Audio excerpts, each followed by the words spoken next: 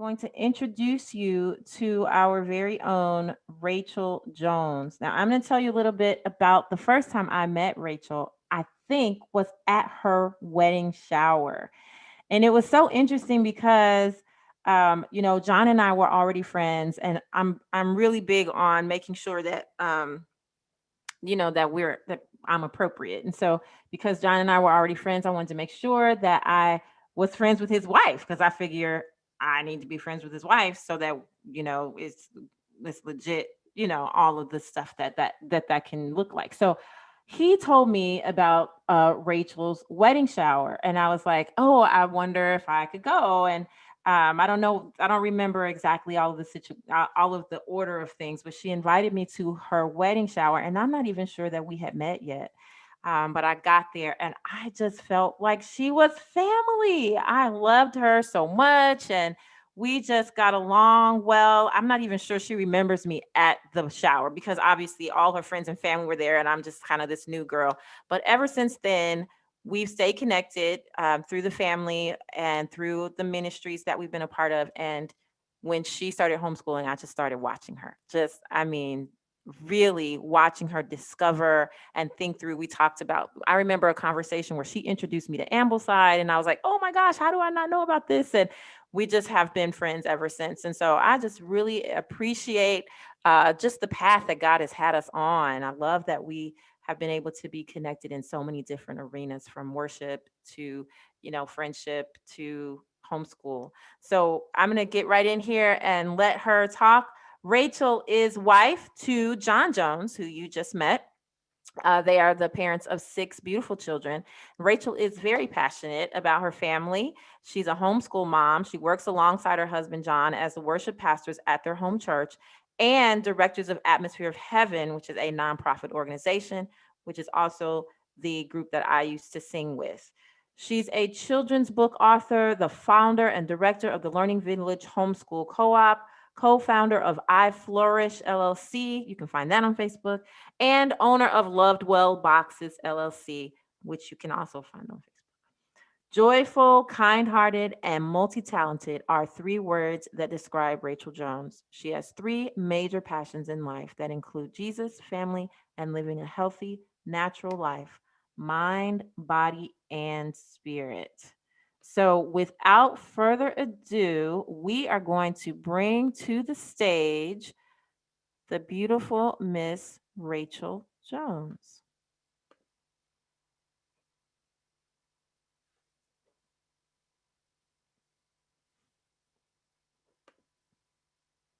You will need to unmute yourself. There you go. Okay. Hey, girl. Hey, How you doing? I'm doing good. Doing good. This has been so good. I'm just all full. This is like Soaking it all in. soaking it all in. I love summit, conference, anything, homeschool, port. Just it's so good. Yeah. So good. Well, you're going to keep us going, girl. So, you know how we start. We kind of heard your husband talk about why you guys started homeschooling. So, if you have anything to add to that, that'd be great. But I'm going to actually just let you go. I'm going to take myself off the screen and let you utilize your whole time because we're already into your time because of my Okay. technical difficulties. So, Yeah. pour into us, pour into us. Okay. Thank you.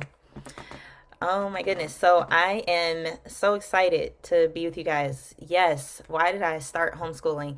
Um, I used to say I would never homeschool. Although I believed in homeschool, I was a believer. I was like, I'll pay someone to homeschool my children for sure. Homeschool's great. And then um yeah, I didn't, it never really crossed my mind that I would be homeschooling. I was a hairstylist at the time. I have a background in fitness. I'm a hairstylist. Lots of things. But at the time, when it seemed to be presented, I tried Montessori, then I went to private school, and both of those were just way too expensive. And so that kind of made the decision for me. I was like, oh, I can homeschool. Yeah, I can do this. Because I couldn't pay for the Montessori or the private school, which I went to a public school. So and my mom's an educator. I have a lot of educators in my family. So I know all the things. Actually, I have a natural gift of teaching. So I wanted to be a teacher growing up. And when I got to high school, I'll never forget when I was a freshman and I saw how the students treated the teachers. And I was just so like, oh, they're so disrespectful. I was like, oh, but because I know how much teachers get paid, because I got educators in my family, um, then I was like, they can't pay me enough to take this level of disrespect. So I completely changed my whole mind about, as a freshman in high school, about being a teacher. I was like, yeah, we'll do something else, where I get paid more money and I'm better, more respected. So all you teachers out there, I give it up to the teachers. I love teachers. Um, Educators, they're such a gift. And we, as homeschool families, get to take part in that. And that's one of the things I love about homeschool is being able to be a part of that learning experience for my child, to see those light bulbs go off. So my husband already explained, we wanted to be the main influence. I remember saying several times, whoever has the most time has the most influence, and I believe that, if you send your kids to school, God will be with them, and, God will provide and give the grace that we need for whatever it is that we decide to do. However, I know that our main goal is family discipleship and making sure that our kids know the Lord, know the one who made them, and live for his purposes. And so that's very important to us. So that's why we wanted to start homeschooling. So I'm going to dive into what we're talking about today. And this session is called Bigs and Littles, and I added Growing in Grace. And so I'm going to share my screen really quick. Let me make sure. Okay, Coco, you actually have to allow me to share my screen.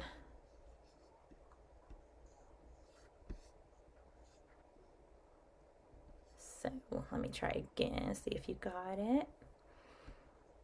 Yay, thank you. That was really fast. I know sometimes with technology, we're just never sure. Yep, you got this. You got this. Okay. All right. So I need to move that out of the way. Uh-oh. Go back. Okay. So you guys can see my screen okay, right? And so we have bigs and littles growing in grace. And so we see the little tree, and then a little bit bigger, and then a little bigger, and a little bit bigger. So this is a picture of maybe a baby or a toddler, and then you've got maybe a preschooler, maybe middle schooler, and then either preteen, teenager. Elementary. I'm sorry, elementary, then middle school, and then teenage. So it just kind of grows. And so all these trees are in the same classroom. Amen. And they, some of them need a little more water than others. Some of them need less. Some of them need a little bit more sunlight, maybe a little bit less, what have you. But they're all in the same classroom. And that's what we're talking about, is how we can, how we are growing in grace, but also how do we handle when you got big kids and little kids. So let me tell you a little bit about my family. Okay, I'm going to make sure this is going for you guys. You guys are seeing the right stuff. Okay. Let me know. You might have to send me a text or something if I'm not showing you the right screen. But here's my family. John, my husband, you just heard from, and then my oldest daughter, JL, she is the one that looks like me and is taller than me now. I don't know if in this picture she was, but she is now. And she is almost 13. She'll be 13 in September. Then we have Jonathan, second born, and he is 10 going on 11. He'll be 11 in August. Then July baby is Jaya. Jaya is number 3 child and a true baby girl. And she'll be 9 July 1st. Okay, so just in a couple of weeks. All right, then you got number 4, Judah, who is having a good time. And he will be 5 on Sunday, on Father's Day. So he'll be 5. And then Jax, who is number 5, holding my husband's hand. He doesn't smile often in pictures, so that's what we get. But he is going to be 4 in October. He also had to be different. He was born very close to Judah. Everybody else was like 23 months apart. Then you got this 4-year gap. And then after Jax, we've got Jalen, who is, he'll be 2 July 2nd. So September through June, we've got the first 4, and then October, and then July. And we literally have 2 sets of children. And so let me tell you what I mean. So I've got JL, John, and Jaya, and that's the first set. Then there's a 4-year gap, and then Judah, Jax, and Jalen.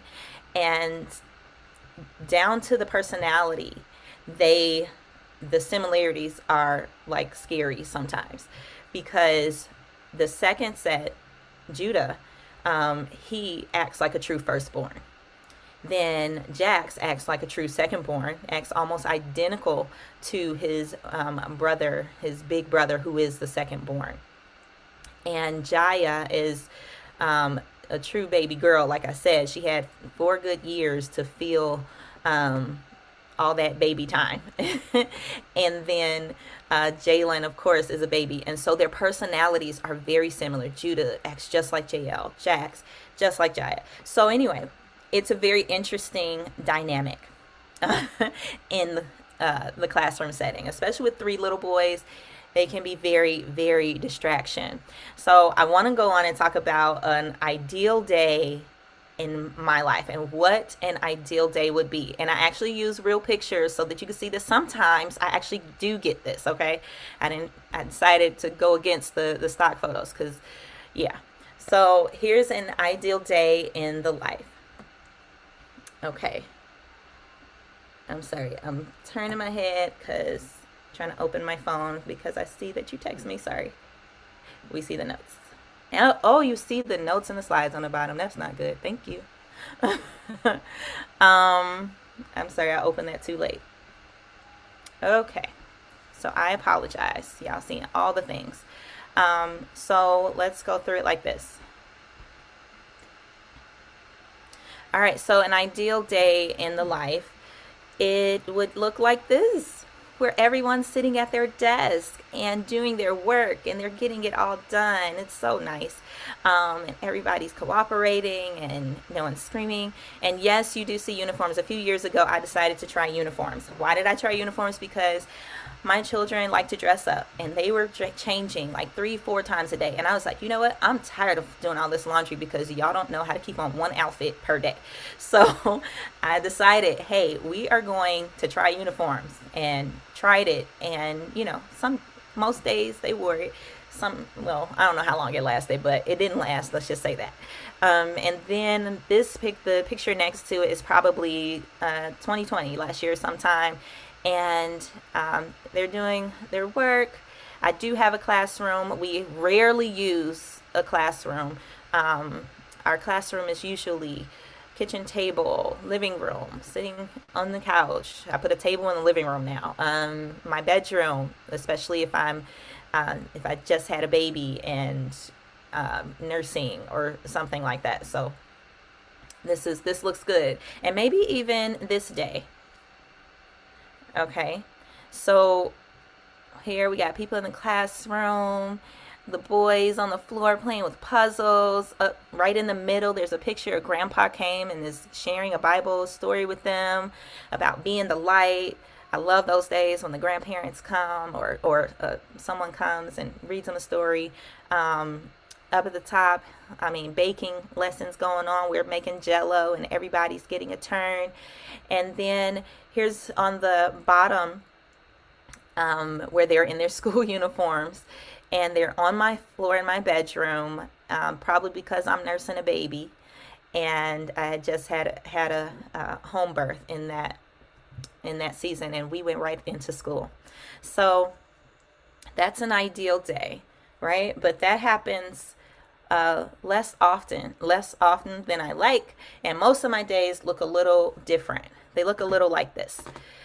Kids go outside and play. Don't play in the mud, and they go and they play in the mud. And here's a day where, somebody said, let's take all the toys and go dump them in the closet, including a mattress. And Jalen, who's stripped naked and is trying to put on underwear, although he is not potty trained. Then, of course, there's dress up. We dress up often around here. I got superheroes for children. And then we have Jax, who has on no clothes, a mask, and a baseball helmet. And Jalen up at the top, where he is climbing on the counter and being destructive. So this happens way more often than I would like it to, but it's a typical day in the Jones house. It is a circus sometimes. It is an adventure. It is a zoo sometimes. It is fun. It is heartbreaking. It is lovely and beautiful, and it is terrible and brings me to tears sometimes. It is all the things. And the joys of homeschool is what we like to call it, or the joys of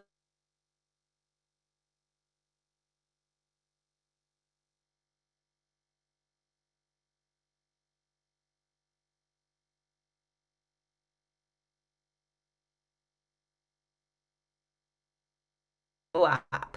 Thanks to COVID, we had to bring co-op virtually. So we had cooking classes and sign language and family fitness and all these wonderful things that we got to do virtually.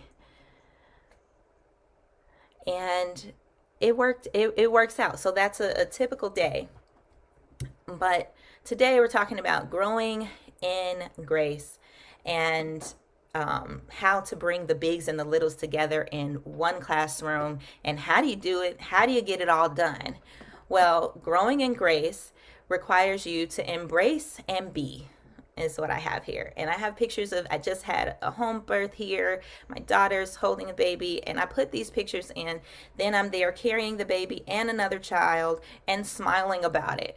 And I'll put these pictures here just to give you another picture of what it looks like to homeschool and what it looks like to learn, and how it doesn't have to look like the traditional way, because they're always learning with everything that we do. And we've heard it over and over again over the last day, over the last couple of days. So we've heard it, they're learning more from you even on your worst day than any other teacher on their best day. They're learning from that phone conversation. They're learning while you're cooking in the kitchen. They're learning while you're scheduling. They're learning while you're doing laundry. They're learning even when you said, all right, TV day, sit down and let me get some work done. Whatever it is, they're always learning so much from you and from each other, and learning how to, especially with siblings. I have a lot of fighting that goes on, and so I'm always teaching. And for me and my husband, everything's a lesson.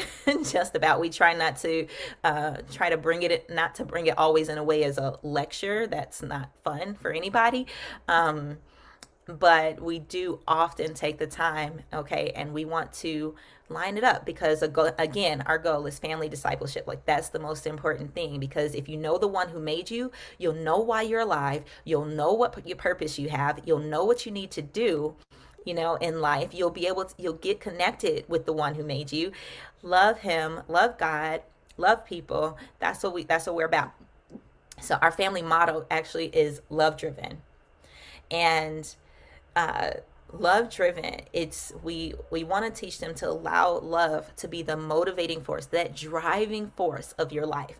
And if you are love driven, that means you're God driven, you're purpose driven, right? You are, because he is love. And so if you're love driven, then you get to know love itself. And so anyway, that's really big. So my husband talks about it a lot, just loving God, loving others, loving your neighbor as yourself. Like, these are the things. that we have, and so many good things were said. I'm getting, I was like, oh my goodness, Leslie was all in my presentation today, and it was just so good.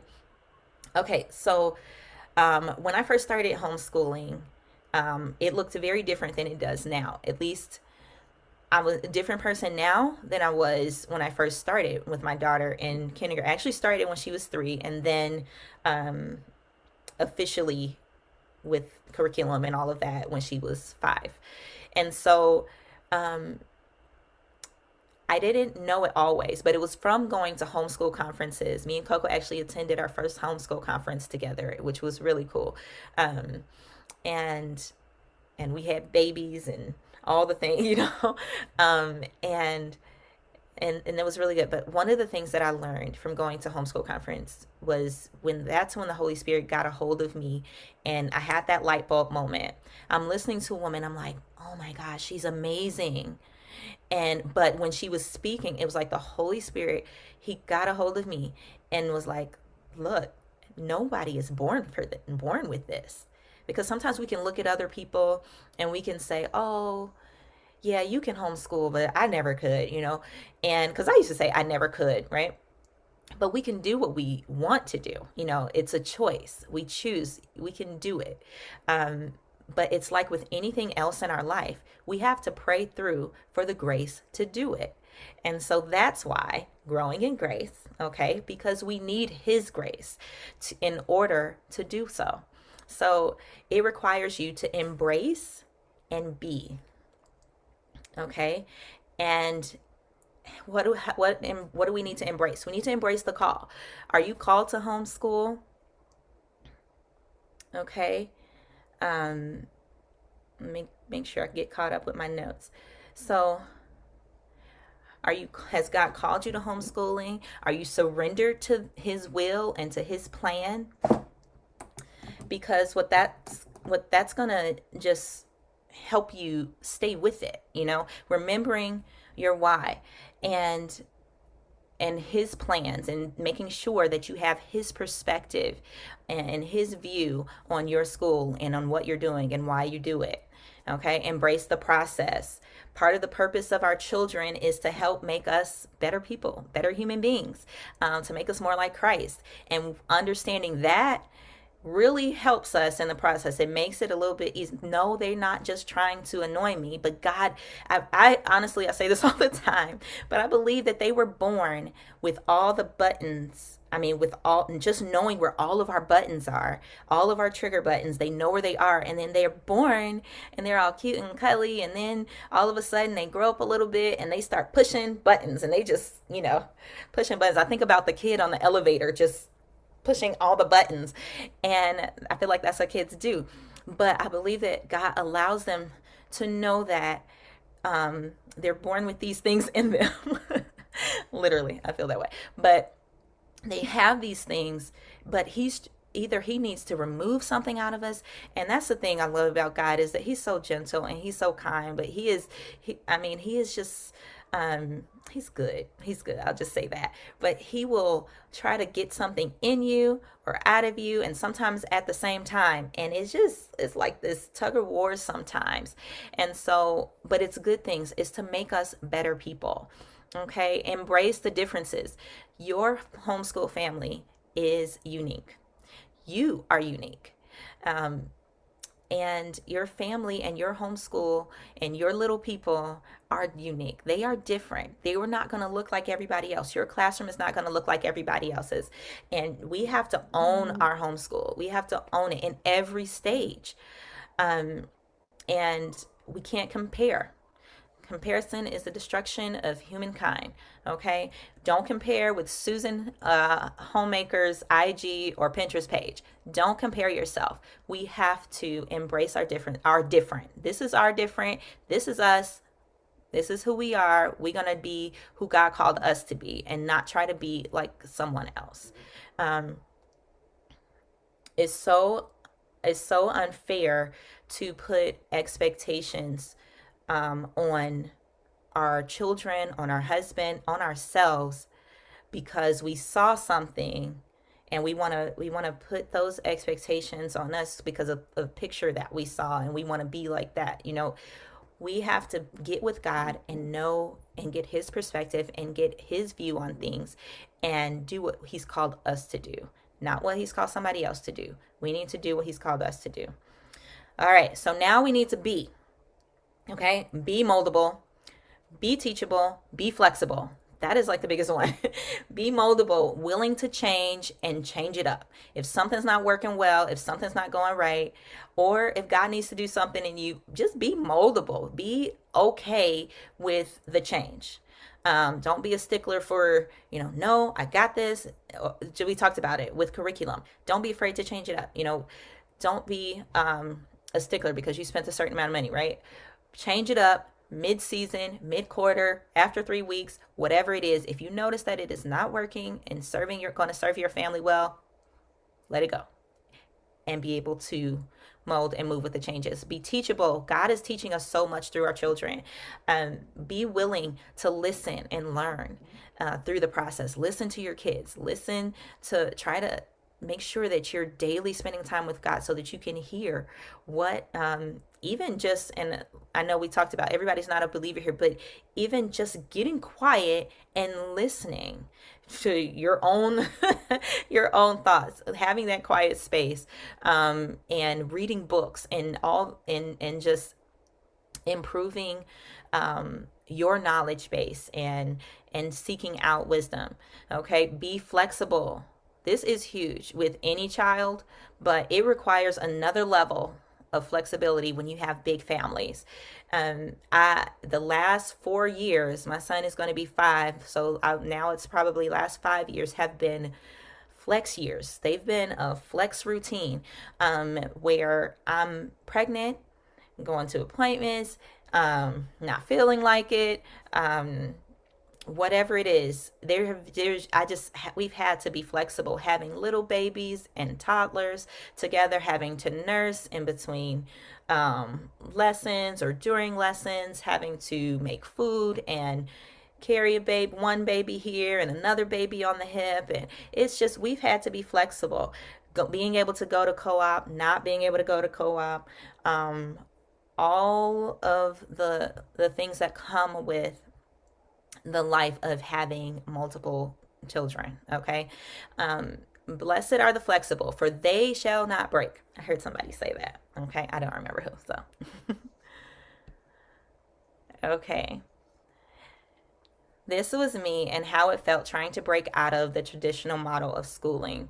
Being, having gone to a public school, it was really hard for my brain to think outside of that box. Homeschool conferences, listening to other people, definitely helped me to think outside of the box and to break out. And I still fight with it sometimes. So there's times where I still have to kind of tug of war with myself, like no, no, no, because I love the classical education model. I love the reading aloud. I love the all of the things that you get to do, that to just break out, the nature studies, the walks, all of it. But something in my brain said, are they getting anything? And so I've tried the gambit of curriculum, and everything from free to very expensive. I have tried it all. And a lot of times, I love what Coco said yesterday, we can mix and, I'm talking about Nicole, sorry. We can mix the things that, with the curriculum. We don't always have to just chuck a curriculum. We can kind of take some of this and take some of that and make it work for us. So I don't know. Can anybody in the chat tell me, do you feel like this? Anybody that was public school, do you feel kind of stuck in that box? Ooh, all the questions. So this looks a little chaotic because it is. These are all the questions that you start asking yourself. At least I did. What are my school goals, vision, mission? Are you asking yourself that? Do you have that written down? Have we talked about that with your family? Why did I start homeschooling? How do I homeschool multiple children of different ages? Should I just do night school or wake them up super early? Is there a way to teach them all together? How can I keep up with grading and records? What curriculum is going to work for everyone, for me? How do I keep organized? How can we join a community with so many kids and a new baby? How do I keep a schedule with a new baby? What do I do if the little ones don't take a nap? Ah! Um, so that is very real conversation. And I have probably 1,000 other questions I could ask. You know, what are all the things that you ask yourself? Um, the thoughts that we have. And uh, when the little ones don't take a nap, I'm sorry, but that is just torture. That is mommy torture if I've never seen it. Like we have to have nap time. I always tell my kids, you will take a nap all of your life until you start wanting them again. Okay, so that was a lot and overwhelming, but relax. All right. Yes, it's hard. We've said that over and over again. No one has tried to sugarcoat this for you. It is not easy. It is not for the faint of heart. It is a daily choice that you have to make when you decide, I'm going to homeschool my kids. You can do hard things. Man, a few years ago, I feel like, I don't know where I heard that, but I was like, yeah, it's hard, but I can do hard things. And that, um, for some people, that might be like, duh, but sometimes when you're in it and you're just in it and it just doesn't feel all that great, having someone say, you can do hard things, really kind of like, yeah, okay, yeah, I can, you're right. So, where do I start? When there are so many questions to answer and trying to figure it all out, you go to the one who has all the answers. That's what I do. Okay, so pray and seek God for help, peace, and resources. He will provide. I promise you, if you feel like you're supposed to homeschool, and you ask God about it and ask Him to send you a friend or a resource, He will send it. Just keep your eyes open. He will send it. Ask for help. He may send it through a coach. You might see a coach online. Maybe somebody here. Coach, I have helped coach several people through this homeschooling journey. Attend a conference, attend a summit, right? Inspire 2021. Find a friend who homeschools. Talk to your local library. Okay, then choose a curriculum that will work for your family and brain space. I am huge on choosing a curriculum that not only works for your kid, but works for your brain space. If it's too much for you, it's probably going to be too much for them. And I'm just going to tell you, I have tried so many different curriculums, and there are some that I look at and I'm just like, no, thank you. That's just way too much. And it's too much for my brain space. And I'm such a weird mix. I am a creative and I'm administrative. I am spontaneous and I'm a planner. And I have this weird mix where there's some things that I can do really well, and there's some things I'm like, yeah, nope, that's not my preference. And thrifting, for instance, I'm terrible at thrifting because it's just too much for my brain, and I get anxiety. And so it's like, you know what, we just gonna we'll do something else, let somebody else do that for me. Okay. I'm the person that likes the department stores where everything is the same in the row, which is funny because I'm such a creative. It's so interesting. It's really hilarious to me sometimes. um so choose something that's good for you, that's going to work for you. Make a plan, a routine. I put flex routine. When you have littles and bigs, when the littles make you got to be flexible. When you've got a baby, you got babies in diapers, babies nursing, and you've got tweens, then it's so important to be flexible. I mean, with homeschooling, period, because life happens, we have to allow life to happen. We can't try to make it like it's not going to, that we can't be caught off guard when life happens. We need to be ready for it. We need to prepare for it. And so it's so important to be flexible. And we talked about that, right? Blessed are the flexible, for they shall not break, right? We're going to be ready. We're going to bounce back. Join a community, okay? A local co-op. Get in touch with your homeschool resource person. And we'll talk a little bit more about that. But I have tried it all, at least these two ways. So, traditional school, where each of my children had a curriculum for their grade. We focused on reading, language arts, and math during the early years up through fifth grade. We would do some history, some science, but not a lot. We always did Bible, um, always have family devotion, always learned about the Bible. I'd find different Bible studies, or I just, take some scriptures and we break it down ourselves. We always did that together. And then when I did some history, sometimes I would buy a history and a science for their grade, and we just never got through it. It would just be like, it would just, we would just never get through it, because it was like, let's just, y'all need to know how to read, you need to know how to count, you need to know how to write, so I kind of kept majored on those important things. And then the one room schoolhouse, which I've tried and still try. And I mean, we do. We're our own worst critic, right? But we do a one room schoolhouse for the most part. We're trying to shift back into that. I'm growing in grace, y'all. Where we've had to be flexible, we've had to change things up a few times. And when I say I've tried all the curriculums, we'll get into that. But we did more of a classical approach, where we did Bible, history, and some science together. Math and language arts were done separately. So, read aloud. I heard people say read aloud. I don't do it as often as I like, but we're trying to start that back up, where I'm like, okay, we're going to do it at bedtime, and we're going to do it. One of the things I like to do is Bible.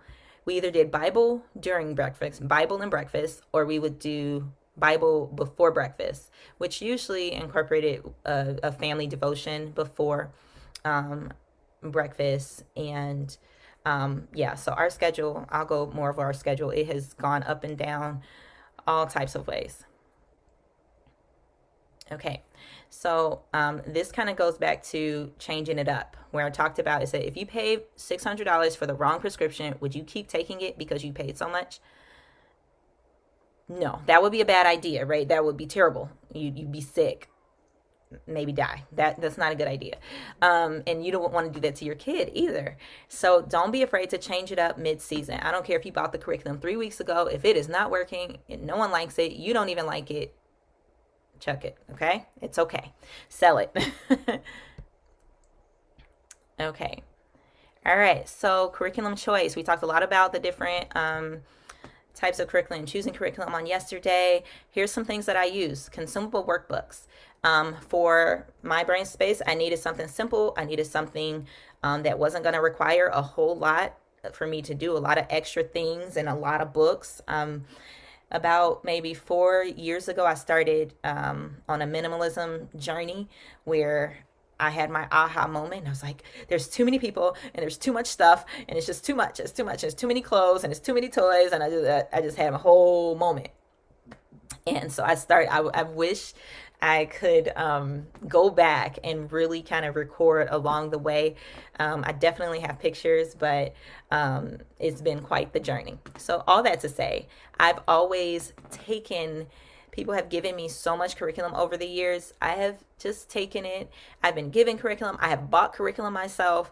It has just been a lot of books, a lot of stuff, a lot. So things that don't have so many things that come in a kit kind of appeal to my eye, because I don't like clutter. And so it just automatically, I mean, the other ones do too, because right, we're homeschoolers, and so we're like, oh, look at that, it has all these things, right? So I have that too, but then I have this other side that's like, oh, we need really simple. I believe that everything should be simple. The gospel is simple, and so I feel like that's the way we should be in life. Everything should be simple. And so Life Pack, it has a really simple kindergarten curriculum that I love to use. I use it for kindergarten. I've used it for first, second, third, fourth, and fifth grade. And I've used ACE, which is very similar to the Life Pack. They have consumable, the Life Pack has 10 consumable workbooks. It does come with an instructor's manual, but it is student directed. And I love curriculum that is student directed. You have teacher directed, where teachers doing a lot more of the teaching and explaining, and then you have student directed, where the student is really learning on their own, even in kindergarten, where yeah, you're reading it to them, but you give them and they kind of go and do the worksheet. Like, you can teach them the lesson, obviously kindergarten, but I needed something that they could do on their own because I have so many kids. I can't have a whole lot of, if it takes a lot of me.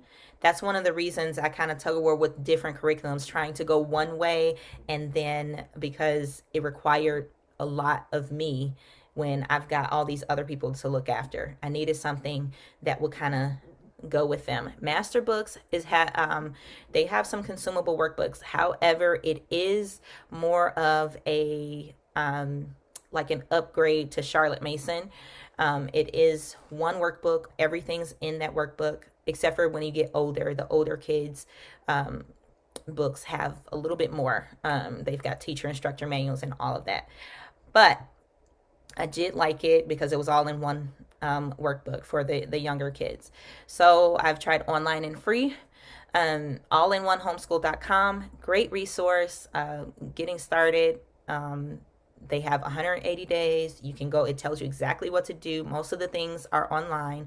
Mobymax.com is made for finding gaps and filling those gaps. They do have a free version. Khan Academy, another kind of tutor website, kind of like MobyMax, where you can kind of find the gaps and fill them. And I think some people may use it as curriculum. I didn't put discovery.com on here. That's another free one. I think it's Discovery K-12. I can't remember, but Discovery something. Ambleside Online, Coco talked about that. Ambleside Online is like Charlotte Mason classical approach. It is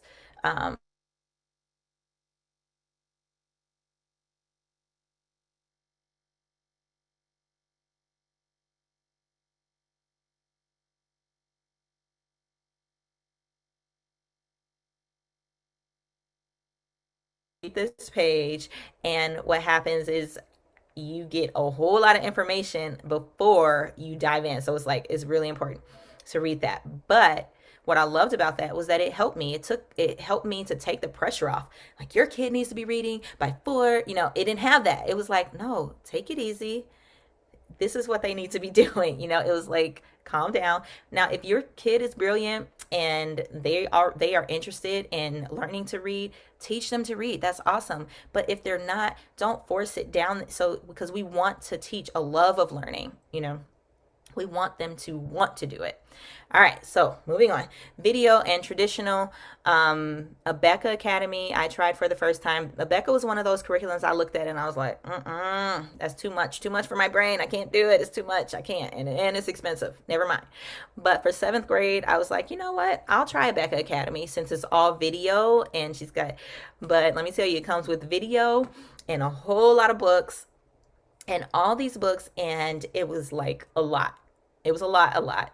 And my daughter, we made it through the first quarter. It took a really long time. And then the second quarter, she started to quit. Quit history. Then she quit science. Then I bought her a couple books to help her move along in math and reading. She was like, oh, I could just use these.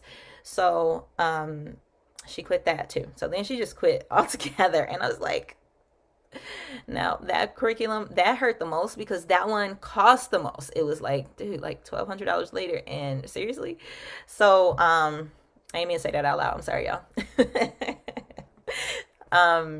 But Math UC, I've used great curriculum. It's video, 10 minutes of video lesson, and they've got the workbooks and everything, and it's all about mastery. So those are some things I've used. Like I said, I've used a lot. But you got to find something that works for you. Okay? Make a plan. A great way to get started is to set aside uninterrupted time, a few hours over several days, or maybe a weekend planning retreat if possible. These I have heard of. And I know Nicole said yesterday that she hadn't heard anybody ever say, like, set aside time to just plan. I have heard, at least I've read it somewhere, and I've read about someone doing a weekend planning retreat, and they just take a weekend and they leave the house and they go and have a whole planning retreat. And I'm like, dude, that would be so wonderful. But for me, I've had to take a break from school, from the regular schedule program, and like, we're going to plan this out. And so I may take several days. Whenever I'm redoing a new plan, it's like a lot of free time. I'm not like a stickler on the schedule, anything. We got to get a new plan. We got to get a new system in place. Something else has got to work. So, and recently I've kind of been in that mode right now, especially after leaving the last conference I just left. I always feel a reset coming to summits and things like this. I just kind of reset, and I'm reminded of why I started homeschooling. It helps me not to quit. That's what keeps me going. It fills me up. So, and another thing, homeschool year and review with the kids. So I love this. I only done it maybe once or twice. Um, but my plan is to definitely do it again this year, because we haven't done it in a while. But we sit the kids down and we just talk about our whole year. Okay, what did you like? What didn't you like? And what would you like to see us do? Where would you like to see us go? What would you like to learn about? And that was so much. I mean, it was good because the kids love being a part of the planning. Make a chart or a checklist. We've heard this, make a study checklist or a chart so that the bigs and you can keep track of their studies. Make a chore chart, to help keep things tidy and the school day as uninterrupted as possible. Those things help. Okay, so a lot of this is repetition. But here is an idea. I printed these out, laminated them, and stuck them on their door so that they could check off. I could kind of give them their zones. We do things in zones. Their prayer and devotion time is their personal prayer and devotion time. Make your bed, brush your teeth, so this is just an example of something that I did for my kiddos, and I'm always looking to improve my checklist or what have you. And then you got to find your village. Okay. Search for a community online. Look on Facebook. Check with the HSLDA, the Homeschool Legal Defense Association. Great resource for homeschoolers. You definitely want to get connected. They help to cover you. If depending on what state you're in, there could be a lot of requirements, and you want to make sure you're meeting all of those requirements. In Illinois, the FOFC.org, I believe it is, it's a homeschool resource center. They connect all of the homeschoolers from Northwest Indiana to Southern Illinois, all over Illinois. And so it's a great resource. I bought curriculum from another mom that lived not too far from me by sending an email, because whenever I send them an email, they just blast it out to all the homeschoolers. So if you're trying to sell curriculum, if you're trying to promote a class, if you're trying to promote your co-op, they also on their website have all the co-ops listed in the area. If you send it to them, there's a co-op in the area, that's a good place to find it. ICHE, Illinois Christian Home Educators, that is a great resource even if you live outside of Illinois. They have templates for pulling your child out of school, whatever. They have just a lot of good free resources. So check them out, ICHE.org. Homeschool groups on Facebook. Join a co-op. Don't be afraid to keep searching until it fits your family. So you may find a co-op that doesn't necessarily fit your needs, and you might want to quit, but don't quit. Keep looking. There's a co-op out there for you. And if not, start a co-op or play dates in the park. If you can't find one that meets your needs. But I'm not suggesting this for newbies. Please don't go start a co-op if you're just getting started. You need to connect with a community so that you can find your tribe, find your village, because it does take a village to raise a child. I started a homeschool co-op because I couldn't find a co-op to meet my needs. And I have a big family, and I was looking at one particular co-op, and it was really expensive. And when I thought about all the classes that I wanted my kids to take, because I have so many, it was getting to be over $1,000. And I was like, there's got to be another way. So I began to look around. I began to think about it and talk to a friend. And she's like, I was like, between the two of us, all these kids we have, we could just have a co-op, just you and me. And then I said, okay, let me put it out there on Facebook. So I put it out there on Facebook, and about 5 people responded. And I was like, okay, maybe we can do this. And then my friend said, oh, I can't. We're not gonna be able to. So I was like, oh no, I already put it out there on Facebook. So I always say Jesus tricked me into starting a homeschool co-op, because it was not my plan, not my desire, but I did it. And this is us at our church, and we are creating bonds that inspire learning. We have had everything from theater to biology, what is it, economics, American Sign Language. I'm trying to think all the things. We have so many, earth science, Portuguese. We've got baby all the way through 12th grade. We've had graduations. We've had big end of the year celebrations. So we've had a good time, and this will be our, I believe, 4th year. The last year and a half we've been virtual due to COVID, but thank God for hopefully we'll be meeting in the fall in person, and more than likely we will. Okay, so that's what I did when I couldn't find. So back to just how to organize your day, your school year. I just put some questions on here because it's like, keep the main thing the main thing. What was your goal? Do you have a vision or mission for your family? What is your big why? It's asking these questions that are going to help you stay committed to homeschooling. And so when you know the answers to these questions, then you can say, okay, and if you don't have a vision or mission for your family, or you don't have a goal for your homeschool, then you need to take the time to write that down. And your kids are going to be okay. If you need a few weeks to prepare for starting school, they are going to be okay. I promise you, they will get caught up. And even if they're not having necessarily a lesson, they're learning. They're learning every single day. So please don't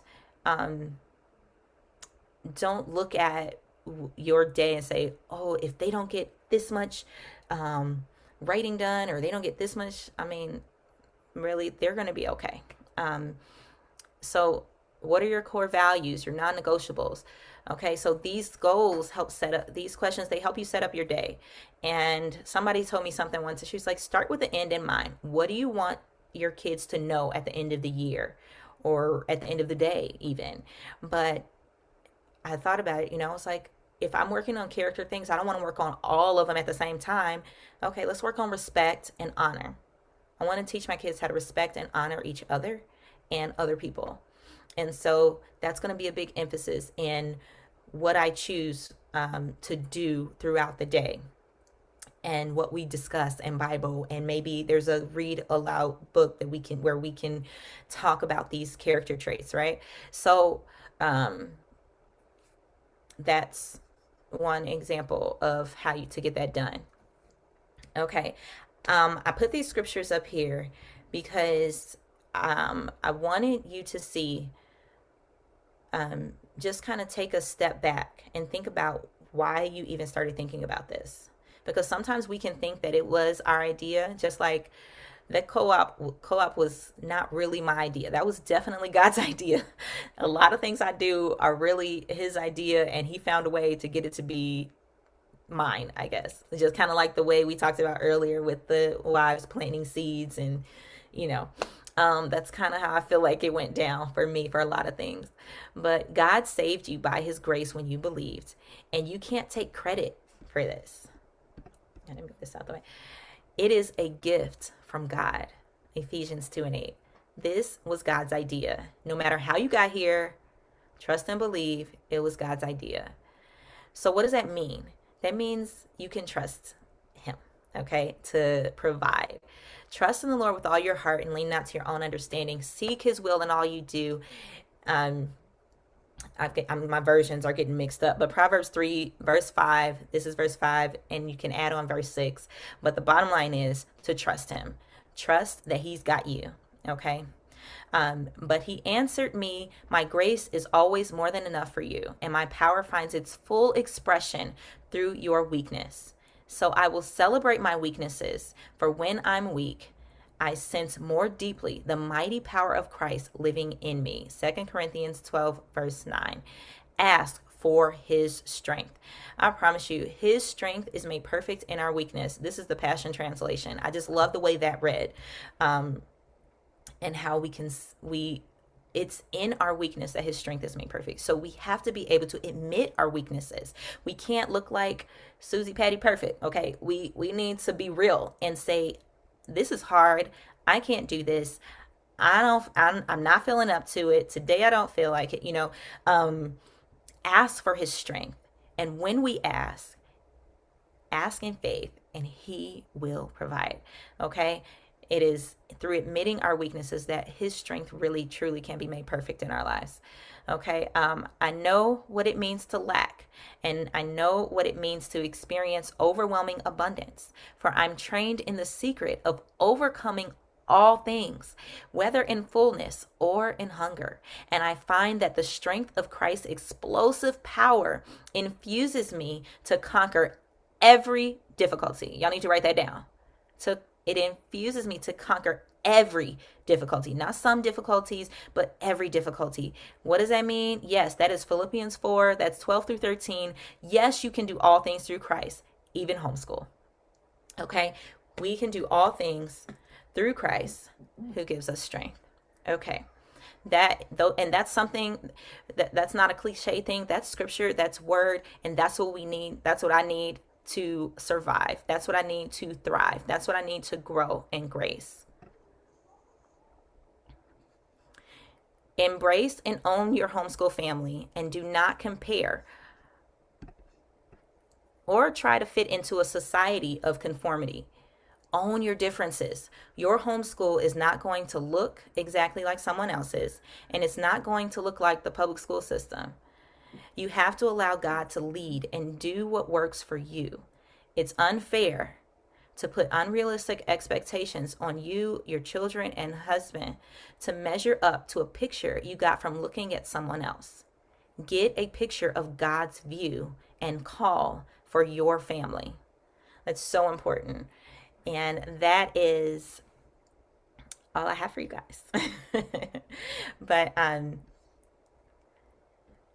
going to let I'm looking for okay. Yeah, I was looking for the next slide. Sorry.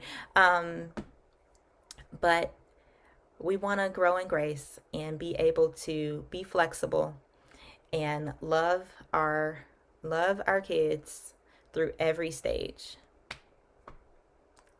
And that is it. Amen. Amen, sister. Let me get back on here. Thank you so much. I bet that there are a lot of people thankful for how practical you got, you got to even I have a list of websites that I want to share. I wrote them down, and then you said almost all of them. Uh, so I love how practical you were, and at the same time, recognizing that the practical part is really just how we respond to God's calling and strengthening of us to do this, right? Um, so I have a couple of responses, as I often do. Um, so uh, I really like the idea that you said that this is hard. I think I've said this before. This is hard, but we can do hard things, right?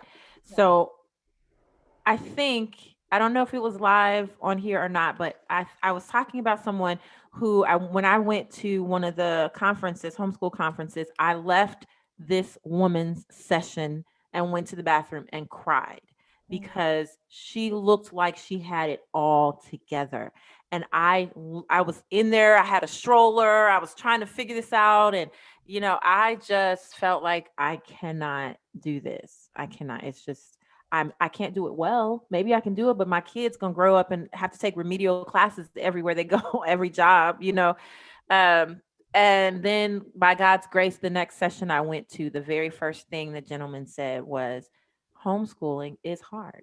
How many of you know believe homeschool, and everybody raised their hand, and I was just like the tears started flowing again, and I was like, yes, it's so hard.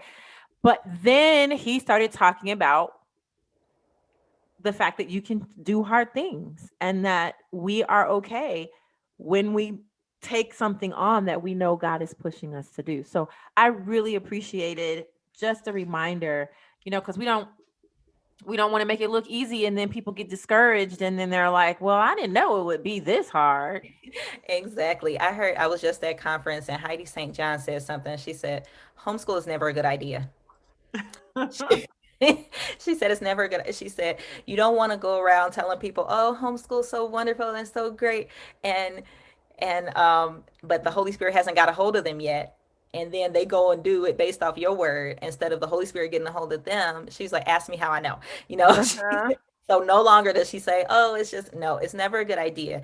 The Holy Spirit has to get a hold of you and you have to make that choice. Hmm. And we know, just to you know say, we all here are believers, all the presenters, but we recognize that there are so many reasons to homeschool, right? So There are many. people who are not believers who are homeschooling. And like I said with the interview with John, everybody wants excellence. Right. Nobody's homeschooling because they want to do worse than what their kid could get at another school, right? Everybody wants excellence. And we need to recognize that excellence doesn't always look like sitting at a desk and listening to a teacher and being all perfect, right? It's Mhm. hard, and it can get hard, but it is so good. And I watch my kids articulate themselves and watch them interact with multiple grades, and I remember how I didn't do that. And I'm so grateful. I'm grateful that this is an opportunity that we have, and may it be so in the Americas. May we Right. always have the freedom to homeschool. Hmm. um, I like this idea that you need a curriculum that works for your brain space, because I think we make the mistake of thinking that we're homeschooling for our children only. Yeah. And the reality is, I think I could probably get some people to raise their hand if this statement is true for you. I've learned so much, both academically and about myself, because I homeschool, that I'm starting to believe Jesus told me to homeschool for me. Right. Right?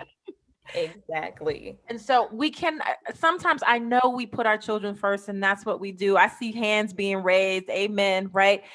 I I know that we put our children first, and that's great, but we do need to take into account our brain space and our capabilities, because we we are a part of this, Yeah. right? We are a part of this. And so I love that you stuck that in there, that we're looking for curriculum that works for our kids, but it also has to work for us. Yeah.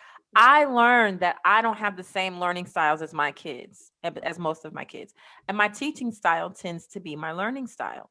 But finding a curriculum that works for both of us and tweaking it for all of us can be a Exactly. challenge. And it's something that once you realize you're important too, it's a little bit easier, right? Hmm. It's a little bit It is. easier It because it it takes, you take that pressure off of, instead of both of y'all sitting there crying on the right, floor. right. How are we gonna get anything done if we're both crying? You know? Yes, yes. Now we're eating into our break time, because I do want to take a break, but I want to talk about this for a minute. Let's talk about what we mean when we say be flexible. What do we Mm. mean by that? And I want to gear us in the direction of, sometimes we say things like be flexible, and what's translated in our minds is, you don't have to do it. You do it when you feel like it, right? And then it's like, well, I didn't feel like it for 2.5 weeks, Right. And that's not flexibility. Hey, that's real sometimes. But Right. We got to make that up, put that in, that's why we do year-round homeschool, some of us. exactly. Same But here. let's talk about what we mean by flexible, because if it Okay. is crazy hard all the time, Mhm. then people are going to quit. Yeah, it's true. And what I mean by be flexible is, a lot of times, like I said, we are our own worst critics. So sometimes it's just being okay that we're not going to have school today. I have to be okay with that. Or I can add it, or I could choose to make it a frustration Mm-hmm. and take it out on my kids. Or I can choose to add it to my stress and anxious thoughts and beat myself up about it. Mm-hmm. But being flexible, when I say like, if everybody's having a meltdown, I'm okay with saying, you know what? Everybody go to bed. It's not working today. You're tired. You're tired. You're tired. I'm tired. It's just not working today. It's not gonna happen. We're trying to force something that is just not gonna work. Or you know what? Maybe we just need to watch a, a movie today, or maybe we just need to go for a walk. You know, being flexible, being able to change the schedule and not be so stuck to a schedule that we end up hurting ourselves or hurting our kids. Mm-hmm. Mm-hmm. You That's know, good. so being flexible to the needs of that day. Mm-hmm. Mm-hmm. It's And I like, think, yes, have your schedule, have your routine, make sure you're doing the best you can. But sometimes we only get Bible done.